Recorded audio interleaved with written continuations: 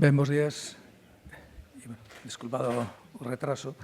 E, entón, bueno, vamos a comenzar entón agora coa inauguración da fase final dos premios da primeira edición do concurso Avatar Galicia.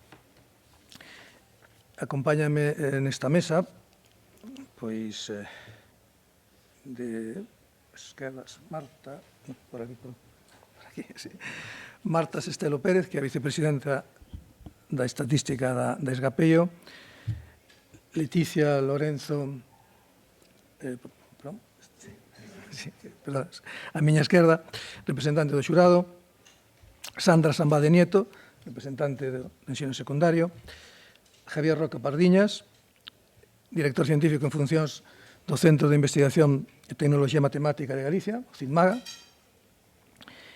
e Fátima María García Doval, representante da Consellería de Educación, Ciencia, Universidades e Formación Profesional. E, bueno, Alberto Cavada Fernández, que son quen lles fala, que é o decano da Facultade de Matemáticas. Ben, para min decir que, como decano, pois, é un placer darvos a benvida a esta primeira edición do concurso Avatar Galicia, que continúa pois o que chamamos a incubadora de proxectos, que creo que foron 15 edicións. E este concurso está ideado para que tanto a estatística como a investigación de operacións sexan algo vivo, útil e atractivo para a mocidade.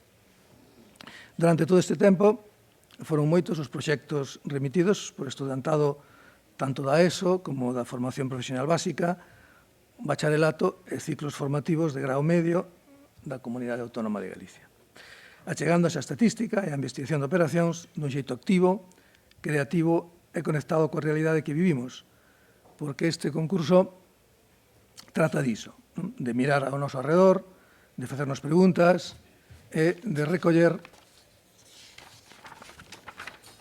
datos, analizalos e sacar conclusións que nos axuden a comprender mellor o mundo. Este concurso, como xa comentei, é posible grazas ao impulso da Esgapello, a Sociedade Galega para a Promoción da Estatística e da Investigación de Operacións, e tamén o apoio de entidades como a Consellería de Educación, Ciencia, Universidades e Formación Profesional, o Instituto Galego de Estatística ou o CITMAGA, entre outros. Todas estas organizacións reman xuntas cun mesmo obxectivo, que é o de achegar a estatística e a investigación de operacións á xente, dándolle vida fora das nosas aulas. Nesta primeira edición, os proxectos destacan por tratar temas de saúde, alimentación, psicoloxía, sustentabilidade e de sociedade, desde unha perspectiva científica. Están feitos con moito traballo e seriedade por equipos de estudantes guiados por profesorado entregado, e cada un destes traballos é unha mostra de que se pode facer ciencia desde moi xove, desde moi novo, con curiosidade e coas ferramentas axeitadas e tamén co apoio requerido e axeitado. Na Facultade de Matemáticas sentimos moi próximos a este concurso porque sabemos que aquí se sementan vocacións científicas, pero tamén habilidades importantes para a vida, aprender a pensar, a cuestionar, a traballar en grupo e a comunicar o que se investiga e o que se deduce.